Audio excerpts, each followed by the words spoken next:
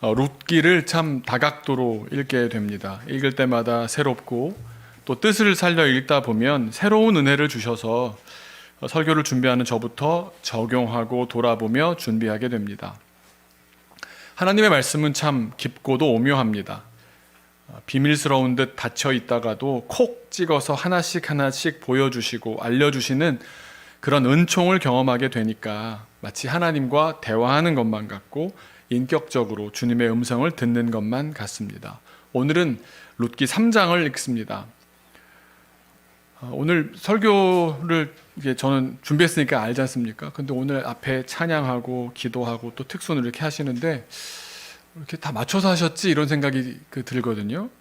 그런 날은 특별한 은혜가 있는 날이더라고요. 오늘 특별히 하나님께서 은혜 주실 줄로 믿습니다. 룻기는 이야기라고 생각하면서 읽으면 이해가 더 잘 되는데요. 등장인물들이 하는 말이나 행동들을 보면서 그 사람을 이해하면 더 깊이 이해가 됩니다. 룻기의 주요 등장인물들에게는 공통점이 보입니다. 한 가지는 제가 누차 말씀드렸던 내용이고 다른 하나는 이제 오늘부터 말씀드리게 될 내용인데요. 먼저 룻기 인물들의 첫 번째 공통점은 하나님의 음성을 직접 들은 이가 없다는 점입니다. 하나님의 임재가 천둥, 번개, 아니면 불, 구름 그렇게 함께 찾아오셔서 혹은 천사를 보내셨다거나 사자가 나타났다던가 그런 강렬한 만남이 없었습니다. 그런 만남이 없다 보니까 만나서 들은 말씀도 없습니다. 그러니 들은 말씀을 순종했더니 은혜를 받았다라던가 반대로 불순종했더니 인생이 고난에 빠졌더라 하는 뭔가 비범하고 약간 전설 같기도 하고 떠들썩한 이야기거리는 잘 보여지지 않습니다.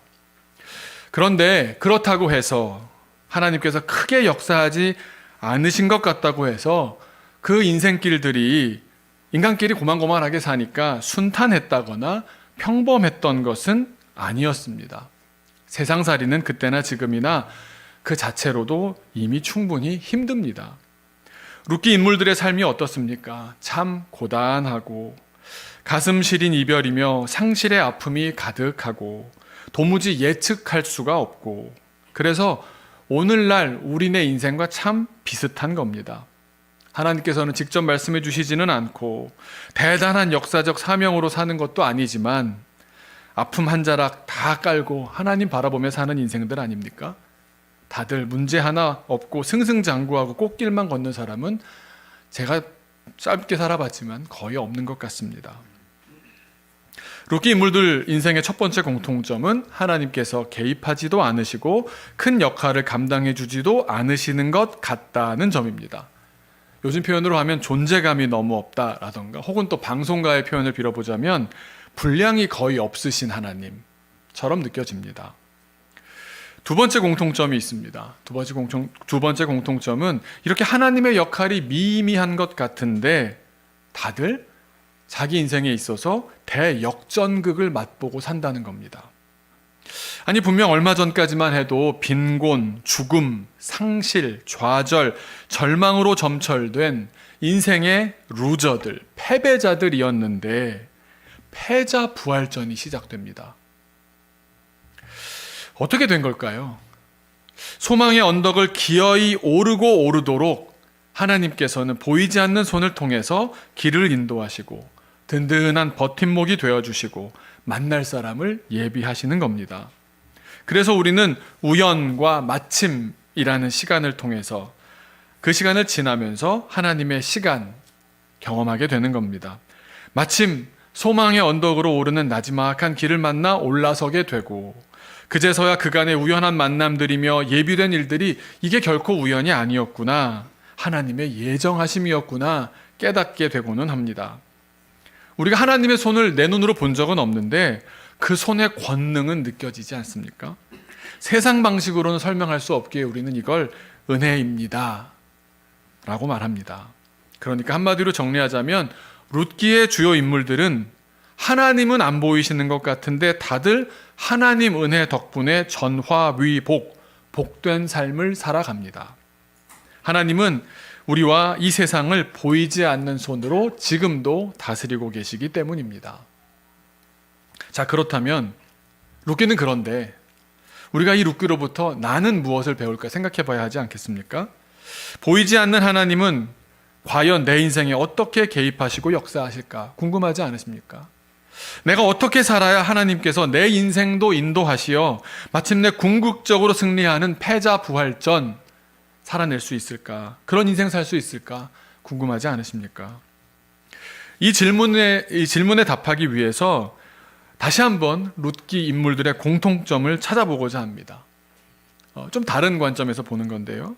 룻기의 주인공들은 아까 봤던 부분도 공통점이었지만 내면적으로도 공통점이 있습니다. 그리고 그런 내면의 공통점이 이들의 인생을 종국에는 하나님의 인도하심을 누리는 인생으로 바꾸어 놓았습니다. 우리가 보통 그렇죠. 사람을 오래 사귀다 보면 그 사람이 어떤 사람인지 알게 됩니다. 자주 만나고 많은 일 함께 경험하다 보면 그 사람을 움직이는 진짜 힘이 무엇인지, 그 사람이 무엇을 제일 크게 생각하는지 알 수밖에 없지 않습니까? 그런 걸 코드라고 합니다. 그 사람의 코드가 드러나게 되어 있습니다. 어떤 사람은요, 돈이 코드입니다. 돈 때문에 살고요, 돈으로 해석하면 다 해석이 됩니다. 어떤 사람은 또 자기 체면이 중요한 사람이 있고요, 또 어떤 사람은 높아져야 하는 사람이 있고요, 또 어떤 사람은 똑똑하다는 걸 반드시 인정받아야 뭔가 좀 살았구나 이렇게 생각하는 사람도 있습니다. 자기가 했던 성과를 누군가 꼭 인정해줘야 좀 속이 시원하다 하는 사람도 있고요, 또 어떤 사람은 반대로 안정지향적으로 안정한가 여기에 모든 초점을 맞추는 사람도 있습니다. 또 자아가 너무 강한 사람도 있고요, 또 세상을 온통 힘의 논리로 서열화하는 사람도 있습니다. 이 사람의 코드입니다. 룻기에 등장하는 인물들에게는 그런 공통된 코드가 있습니다. 낱낱으로 보면 두 가지인데 독특하게도 이 두 가지 코드가 마치 동전의 양면처럼 하나처럼 반드시 함께 나옵니다. 그리고 사실 이 코드가 바로 하나님이 보이지 않는 시대를 우리가 어떻게 살아야 할지, 어떻게 크리스찬으로 살아가야 할지 알려주는 우리 현대인에게도 필수적인 코드가 아닌가 생각이 됩니다. 정답을 먼저 말씀드린다면 룻기 인물들의 공통 코드는 바로 말씀과 헤세드입니다. 하나님의 말씀과 실천하는 사랑입니다. 룻기의 인물들은 율법을 굉장히 신실하게 지키며 살아갑니다. 우리 많이 하는 표현으로 1.1획이라도 지키고자 노력합니다. 그런데 그렇다고 해서 율법을 영혼 없이 기계처럼 지키다가 율법주의자가 되어버리지는 않았고, 율법의 정신인 하나님 사랑과 이웃 사랑을 실천하며 살아냈습니다. 그래서 룻기의 교훈을 말씀드리자면 마음으로 하나님의 말씀을 듣고 따르며 말씀의 정신인 사랑을 입으로만 하는 게 아니라 삶으로 실천하며 사는 인생들이야말로 복된 인생이다. 하나님은 또 그걸 보면서 내가 그런 이들에게 반드시 복을 주리라 약속하는 말씀인 줄로 믿습니다. 그래서 두 사람을 먼저 살펴보고자 합니다. 먼저 나오미를 살펴보겠습니다. 나오미, 그 사람은 정말 말씀과 헤세드로 해석이 되는 사람일까? 말씀을 지키며 살고 사랑을 실천하며 살았을까? 한번 바라보고자 합니다. 나오미는 말씀을 따라 삶을 돌이켰습니다. 약속의 땅을 떠난 전과가 있지만 뒤늦게라도 돌아왔습니다. 자기는 이제 돌아가면 어떤 신세인지 잘 알지 않습니까? 빈털털이 거짓골이 되었지만 그래도 돌아왔습니다. 체면이 구겨지는 일이었고요, 이 몰골로 사람들 앞에 나서는 일은 어쩌면 죽기보다 싫었던 일이었을 겁니다. 그러나 나오미는 지금 그게 크게 개의치 않는 그런 사람이 되었습니다.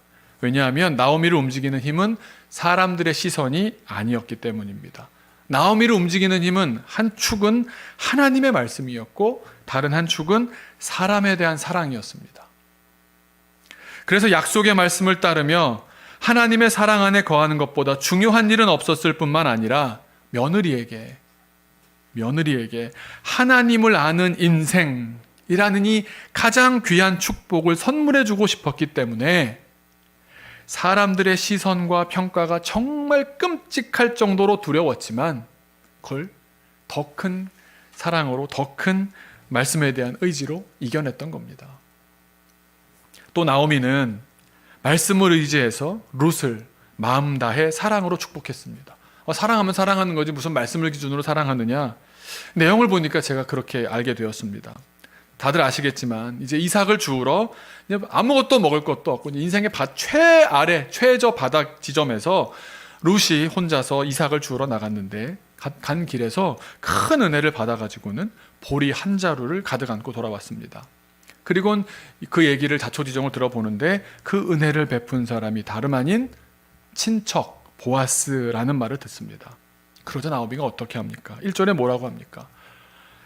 너에게 안식할 곳도 구해주고 너를 복되게 해줘야 하지 않겠냐? 지난 설교 때 나누지 않았습니까? 축복하고 사랑하려는 동기로 이제 이야기가 시작되는 겁니다. 이를 실천하는 내용이 오늘 본문의 내용인데요. 어떤 분들은 이렇게 해석하시는 분도 있습니다. 이게 무슨 모녀 결혼 사기단 같다. 사주를 해서 나오미가 룻을 사주해서 어떻게든 보아스를 유혹하게 하고 있다라고 해석하기도 하지만 우리가 잊지 말아야 될 것은 무엇입니까? 나오미가 하나님의 말씀 붙잡고 헷세드의 사랑으로 베들레헴까지 돌아왔다는 사실을 생각해 보면 나오미가 갑자기 노년에 팔자 펴보겠다고 유력한 가문 덕을 보려는 속셈으로 이 혼인을 기획하고 있는 게 아니라는 것을 알 수 있습니다. 더 이상은 하나님의 말씀 없이 자기 계산으로 살려는 사람이 아니었던 겁니다. 보아스라는 그 말을 듣자마자 나오미가 딱 깨달았을 겁니다. 하나님이시구나. 이건 하나님 작품이구나. 하나님의 인도하심이구나. 왜 그렇게 느꼈겠습니까? 그 보아스가 나오미의 친척이었기 때문입니다. 정확히 말하면 나오미의 남편 엘리멜렉의 친척이었기 때문입니다. 가족끼리, 가문끼리 친척이었습니다. 아니 어떻게 우연히 들어간 첫 밭에서 하필 그 사람의 밭에 들어갔고 어쩜 그 사람의 눈을 들고 또 그 사람의 은혜를 받습니까? 그러니 이건 하나님께서 인도하셨다라고 밖에 해석이 안 되는 겁니다. 친척 사이에는 하나님께서 주신 율법이 있었습니다. 그 율법을 나오미도 알고 있었고 보아스도 알고 있었습니다. 레위기 25장에 기록된 고엘, 기업 물을 자라는 제도가 있습니다. 이 고엘 제도에 대해서는 다음 설교 때 깊이 나누게 될 것인데 간단하게 먼저 말씀드린다면 한 집안의 남자가 죽습니다. 가장이 죽습니다. 그러면 가장 가까운 친척이 그 집안을 위해서 그 집안의 자녀를 낳아주고 결혼을 이어서 해주는 겁니다. 그리고 그 자녀에게 그 집안의 원래 토지를 이어주는 제도입니다. 그런 책임을 정한 사회적으로 약자가 된 그런 가정을 돕는 율법입니다. 그러니까 성경 안에 기록되어 있는 말씀입니다. 나오미는 이 율법이 떠오른 겁니다.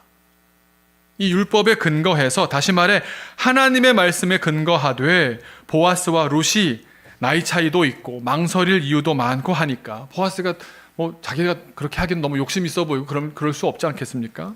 룻이 먼저 결혼하고 싶다는 의사를 표현하도록 방법을 알려준 겁니다. 그렇습니다. 나오미는 하나님의 말씀을 지키며 또 말씀에 의지하며 또한 며느리에 대한 사랑을 실천했던 겁니다. 보아스도 그렇습니다. 보아스도 말씀을 지키며 살았고 또한 사랑을 실천하며 살았습니다. 먼저 말씀을 따라 주변 어려운 이웃들을 돌보았습니다. 그의 평소의 삶이 그랬습니다. 룻이 보아스의 밭에 들어와서 일을 하고 있는 겁니다. 그걸 보자마자 알아차립니다. 저 낯선 사람 누구야? 그게 무슨 말이겠습니까? 사람들을 대할 때 군중으로 바라보고 있었던 것이 아니라 한 사람 한 사람 이름까지 알면서 개인으로 인격으로 대했던 사람이라는 겁니다. 이름을 묻고요, 자초지종을 듣고요, 어려움에 빠진 이웃이라는 것을 알고는 환대하고 배려합니다. 보아스는 율법의 본 정신인 이웃사랑을 실천하는 사람이었습니다. 또한 보아스는 아까 나오미 때도 말씀드린 것처럼 율법이 정한 사랑의 제도인 고엘 제도를 잘 알고 있었습니다. 그런데 당대 문헌을 따져보면요, 고엘 제도를 자기가 좀 안 하려는 사람이 많았답니다. 다음번에 말씀을 드리겠지만 그거에서 나한테 좋을 게 없거든요. 남 좋은 일이거든요. 이기적으로 생각하면 내가 왜 다 빠지는 그런 자리였는데 3장 후반부에 나오는 내용이지만 룻은 시어머니의 말씀에 따라 밤중에 결혼할 신부처럼 꽃단장을 하고서 보아스의 이부자리 속에 숨어 있었습니다. 보아스는 한 해의 풍성한 결실을 맛보는 타작마당에서 축제를 벌인 뒤에 즐거운 마음으로 하나님이 참 올해도 풍성하게 주셨구나, 감사하다, 즐거운 마음으로 잠자리로 들어왔습니다. 그런데 거기에 웬 여자가 결혼할 신부 차림으로 기다리고 있었던 겁니다. 보통 이런 상황이면 사람들은 본능적인 반응을 예상합니다. 남성으로서 욕정이 앞서서 몸이 먼저 반응하지 않았겠느냐. 그런데 보아스는 놀랍게도 그 순간에도 율법을 기억합니다. 고엘의 율법을 따라 행동합니다. 구절을 보면 룻이 그 만나자마자 이렇게 얘기하는 겁니다. 내용을 보시면 이렇게 얘기하는 겁니다. 당신이 나와 결혼해서 나의 고엘이 되어 주십시오. 보아스가 얼마나 황당했겠습니까? 정말 무방비 상태에서 요즘 표현으로 말하자면 깜빡이도 켜지 않고 훅 들어온 형국입니다. 그런데 그럴 때 보여주는, 준비 안 됐을 때 보여지는 모습이 그 사람의 진짜 모습 아닙니까? 10절과 11절을 보시면 보아스가 이렇게 대답합니다. 그가 이르되 내 딸아 여호와께서 내게 복 주시기를 원하노라. 일단 시선은 하나님께 올리는 겁니다. 먼저 사람을 축복하고요, 하나님의 시선으로 그 사람을 먼저 축복하며 이야기를 진행시켜 나갑니다. 그리고 아주 구체적인 내용을 들어 그 사람을 먼저, 룻을 먼저 칭찬합니다. 내가 가난하건 부하건 그게 중요한 게 아니었고, 젊은 자를 따르지도 아니하였고, 어머니 잘 모시고 와서 여기까지 왔다는 거 아닙니까? 내가 베푼 이내가 처음보다, 어머니 모시고 여기 왔을 때보다 지금도 어머니 잘 봉양하는 그 모습이 나중에 더하도다. 지금 참 더하다. 그럼 11절에 이런 말을 합니다. 그리고 이제 내 딸아 두려워하지 마라. 사실 룻은 이렇게 말해놓고요, 결혼하자 그래놓고도 이게 엄마가 하라고, 시어머니가 하라고 해서 하긴 하는데 얼마나 마음이 좀 심장이 얼마나 쿵쾅쿵쾅 거렸겠습니까? 두려워하지 말라, 내 딸아 두려워하지 말라. 먼저 룻의 마음을 살펴 다독이고는 룻이 무안해하지 않도록 말합니다. 사실 당대의 그런 계급 사회였던 것을 생각해 본다면 이게 계급도 안 맞고요, 이방인이고요, 게다가 두 사람 다 초혼도 아니었을 것이고, 게다가 예복도 갖춰 입었겠다. 바로 첫날 밤을 치를 수도 있었을 겁니다. 뒤탈이 좀 말이 나올까 걱정되기는 하지만 보아스 정도의 위력과 권력이라면 얼마든지 조용하게 그 사회 안에서는 뒤처리할 수도 있겠다 생각할 만합니다. 그러나 보아스는 절대 말씀보다 앞서지 않았습니다. 그리고 이렇게 말합니다. 내가 어떻게 해야 되겠다는 결정을 하고서 그 말을 풀어가는 게 얼마나 지혜로운지 모릅니다. 내가 내 말대로 네게 다 행하리라. 마음을 풀어주지 않습니까? 그러면서 갑자기 뜬금없는 칭찬이 날라옵니다. 내가 현숙한 여자인 줄을 나의 성읍 백성이 다 아느니라. 이게 어떤 상황에서 하는 말이냐면 이런 뜻입니다. 내가 너의 소원을 다 들어줄 것이야. 그건 틀림없어. 그리고 너는 정말 좋은 사람이니 당연히 그런 대접 받아야지. 그럼 온 동네 사람들이 모르는 사람 없이 다 알지. 그럼 내가 문제되는 건 전혀 없어. 그런데 말이야, 보통 이렇게 말하면 어떤 겁니까? 뒤에 불편한 얘기를 하기 전에 이렇게 까는 거지 않습니까? 나쁜 이야기를 하기 위한 포석이기도 하지 않겠습니까? 그런데 나쁜 얘기가 아니라 뒤에 이어질 내용이 유대인이 아닌 룻이 잘 이해하지 못할 수도 있기 때문에, 혹 그 때문에 상처를 받을까 말을 지혜롭게 하는 겁니다. 왜냐하면 보아스의 입장은 또 이런 겁니다. 하나님의 말씀인 율법을 지키면서 하나님의 마음을 지금까지 깨달아 왔지 않습니까? 그게 얼마나 귀한 줄을 아는데 그걸 꼭 지켜야겠다는 생각이 있는 겁니다. 그러면서도 생활 중에 자기 삶 속에서 만나는 사람들에게 최대한 사랑으로 대해왔는데 이 사람에게 상처 줘서는 안 되겠다는 생각까지 하는 겁니다.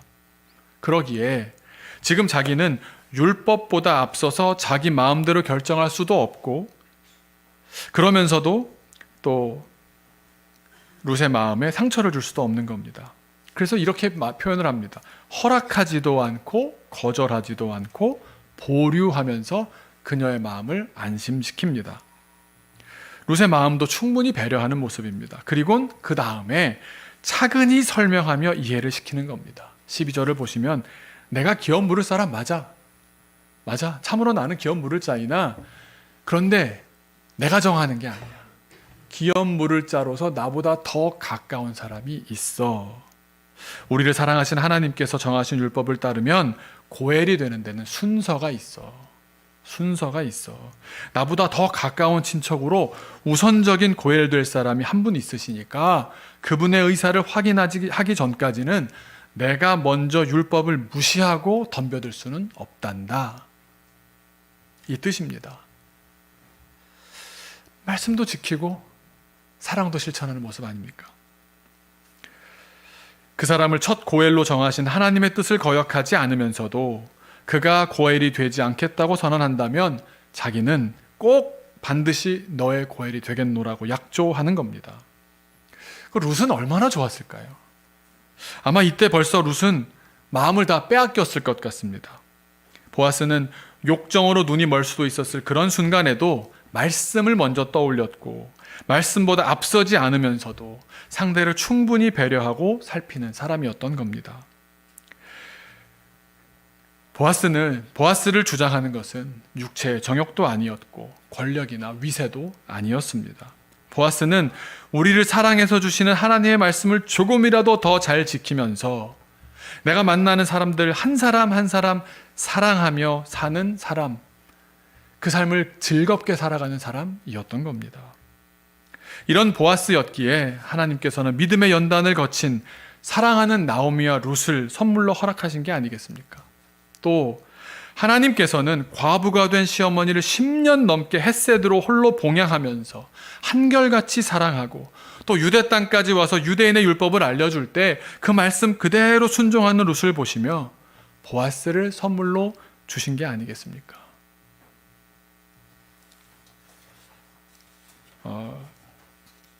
우리가 어떻게 살아야 될지가 좀 분명해지는 지점인 것 같습니다.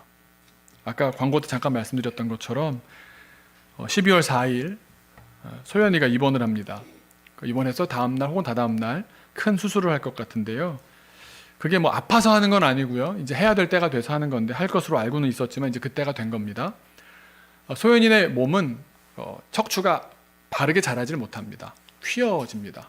그래서 몸 안에 척추를 대신하는 지지대를 이제 심어 놓은 겁니다. 근데 그게 약간 느릴 수 있게 만들어 놨던 거라서 지금 조금 클 때마다 조금씩 늘려가면서 지금 그런 작은 시술들은 해왔는데 너무 잘 자라는 겁니다, 얘가. 그래서 이번에 아예 교체를 해야 되는 게 됐습니다. 몸에 이걸 다 떼고 새로 넣어야 되는 상황이 된 겁니다.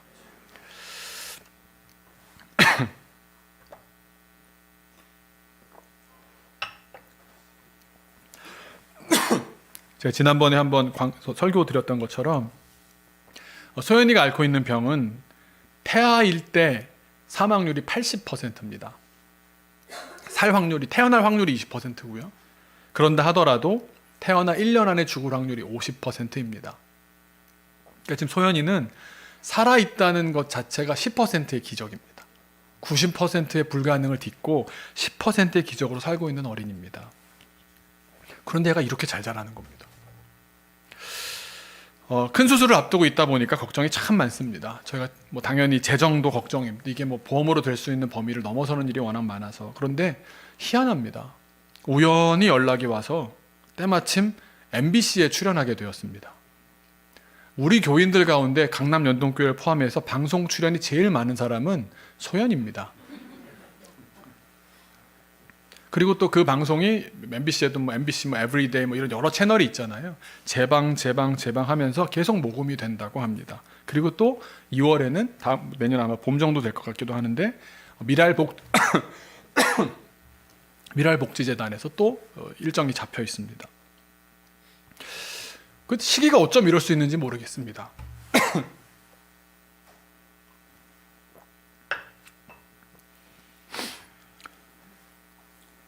우연한 기회 같지만 어쩜 그렇게 마침 하나님께서 주시는지 모르겠습니다. 그렇게 좀 해결이 되는 것 같으니까 이제 컨디션이 걱정입니다. 얘가 수술 받을 때 본인 컨디션이 좋아야 결과도 좋고 예후가 좋지 않겠습니까? 근데 할머니와 의료진들이 생각한 첫 번째가 뭐겠습니까? 얘를 건강하지 못하게 만드는 첫 번째, 교회라고 생각하신 겁니다. 왜 그런가 하면 교회에서 과도하게 활동을 하기 때문에 얘가 너무 좋은데 돌아오면 파김치가 되는 거예요. 너무 행복한데 돌아오면 걱정되는 정도로 얘가 몸이 뭐 있는 체력을 다 쓰니까 좋은 컨디션으로 피곤하지 않기를 바라는 마음에 할머니께서 지난 10월에 연락을 해보셨습니다. 그러면서 교회를 좀 쉬겠습니다. 수술을 앞두고 뭐 저희가 이러십시오 저러십시오 뭐 강권하는 저희는 아니지 않습니까? 그래서 알겠습니다 라고 했는데, 그리고 진짜 그 다음 주일에 교회를 안 나왔습니다. 근데 그 다음에 여러분 교회에서 보셨습니까? 안 보셨습니까? 안 보신 거는 관심이 없으신 거고요. 매주 나왔거든요. 매주 나왔는데 또 고개를 가로 세우로 써니는 왜 흔드니? 관심이 없었어. 너 우리 참 소연이한테 마음 아프게. 네, 죄송합니다. 매주 나왔습니다. 매주 나왔습니다. 왜 그랬나 물어봤더니 한 주 안 나오게 했다고 난리를 친 겁니다. 내 인생의 가장 큰 기쁨을 뺏었기 때문에. 할머니가 결국 못 이기시고 보내셨습니다. 얼마나 씩씩한지 모르겠습니다. 그런 힘이 어디서 나오는지 모르겠습니다. 제가 물었습니다. 수술한다며? 네! 걱정되지 않아? 얘는요, 병원에서 그럽니다. 어른이라면 아이고 하고 쓰러질 만한 상태로 살고 있는 거랍니다. 근데 얘가 이럽니다. 아무렇지도 않아요. 괜찮아요. 지금 놀아야 되는데 바빠 죽겠는데 말 건다고 되게 귀찮아합니다. 그런데 그럴수록 제 마음이 더 아픈 이유가요, 그 나이 또래면은 엄마 아빠한테 가서 칭얼대고 좀 말도 안 되는 얘기 해가면서라도 어떻게든 좀 안기고 싶고 그럴 텐데, 소연이는 부모님이 없습니다. 연로하신 할머니 할아버지가 이런 큰 일을 준비해 가자니까 이게 젊은 사람 같지 않아서 힘들다 생각하시는 겁니다. 제가 좀 다른 얘기인데, 소연이 보면서 정말 우리 엄마 아빠들이 대단하다는 생각 참 많이 합니다. 너무 귀하고 너무 그 많은 일들을 해낸다는 게, 안 되는 집을 보니까요, 이걸 다 한 부모님이 다 커버하고 있다는 생각이 드니까 정말 위대하십니다. 여기 또 손주까지 보신 분들은 5배, 6배로 위대하십니다. 그런데 소연이를 보니까 작은아마 교회가 부모가 된 느낌입니다. 소연이에게는요, 세상 어느 누구도 교회만큼 밥 차려주고 건강 신경 써주고 오고 가는 길 마련해주고 전화해주고 그러면서 하나님을 전해주는 사람, 가장 복된 하나님을 알게 해주는 사람 없습니다. 우리 교회 아니면 하나님 알 길이 없습니다. 우리 강남 연동교회 어른들께서도 얼마나 이름 불러, 다른 애들의 이름 거의 모르시는 것 같은데 소연이 이름은 다 아시더라고요. 이름 불러주시고 밥 더 먹으라 그러고 밥 퍼주시고 안부 물어주시고 귤 더 챙겨주시고 관심을 기울여 주시는지 모릅니다. 그런 생각, 말씀을 준비하면서 그런 생각했습니다. 소연이에게 중심교회가 나오미 같다면 강남 연동교회는 보아스 같다. 그러니 이방 여인 룻과 같이 약하디 약하고 믿음의 뿌리도 없는, 아니 뿌리가 없는 정도가 아니라 소연이는 할머니가 보살님이시라니까요. 성함도 뭐라고요? 신선여시세요. 그 집에서 자라는 소연이도 살아날 수 있는 겁니다. 그러다 보니 우리 교회 하나님이 소연이의 하나님이 되고 우리 교회의 교인들이 소연이의 백성이 되는 겁니다. 룻과 같은 이방 여인이 어떻게 우뚝 설 수가 있습니까? 성경은 계속 이방 여인 룻기 보시면 굳이 그렇게까지 계속 해야 돼? 할 정도로 이방 여인 그게 무슨 말이겠습니까? 자격 없어. 이 사람은 안 될 사람 아니야? 다 알죠? 까는 겁니다. 근데 어떻게 됩니까? 어떻게 그 이방 여인, 모압 여인, 여호와의 총에 들어오지 못할 그 민족 사람이 어떻게 우뚝 설 수가 있습니까? 부모가 모압 사람, 이방 사람 아니었겠습니까? 그러니 부모가 해줄 수 있는 신앙의 지도라고는 요만큼도 없는 것 아닙니까? 그런데 시어머니가 어머니가 되고 베들레헴에 좋은 사람이 가족이 되어주니까 이방 여인이라도 복을 받아 하나님의 사람이 되고 하나님의 백성이 되는 것 아닙니까?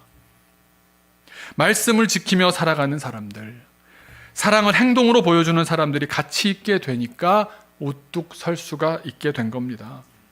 한 이방 여인이 진정한 믿음의 사람으로 성장하기 위한 한 마을이 되어준 겁니다.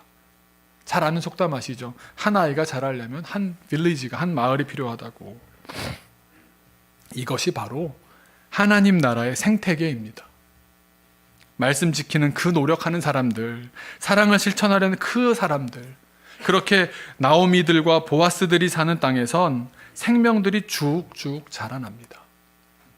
그래서 나오미와 룻과 보아스에게서 다윗도 나오고 예수님도 나옵니다. 악명 높은, 사사기 내내 전쟁하고 사람 죽이고 별짓 다 했던 그 악명 높은 땅 베들레헴도 이 사람들이 어떻게 사느냐에 따라서 축복의 땅, 예수님이 태어나시는 땅으로 변모하는 겁니다. 우리에게서 소연이도 힘을 얻습니다. 그러니 우리가 더욱 생명의 역사를 잘 감당하려면 어떻게 살아야 합니까? 말씀보다 앞서가지 않으며 보이지 않는 손으로 우리를 지켜보시며 인도하시는 하나님을 믿으며 우리에게 허락된 만남과 시간 속에 최선을 다해 마음을 다해 기뻐하며 사랑해야 하지 않겠습니까? 저는 이 시간 우리 한번 그런 결단의 기도를 했으면 좋겠습니다. 하나님, 제가 그런 좋은 믿음의 사람 되게 해 주옵소서. 또 하나님, 우리 교회가 믿음의 본이 되는 교회 되게 하여 주옵소서. 그래서 이 안에서 서로가 서로에게 좋은 믿음의 자양분이 되어서 서로 살리고 서로 복이 되고 서로 정말 멋지게 자라나는 그런 아름다운 생태계가 있는 교회 되게 하여 주옵소서. 내가, 우리 교회가 생명의 땅이 되게 하옵소서. 같이 기도합시다.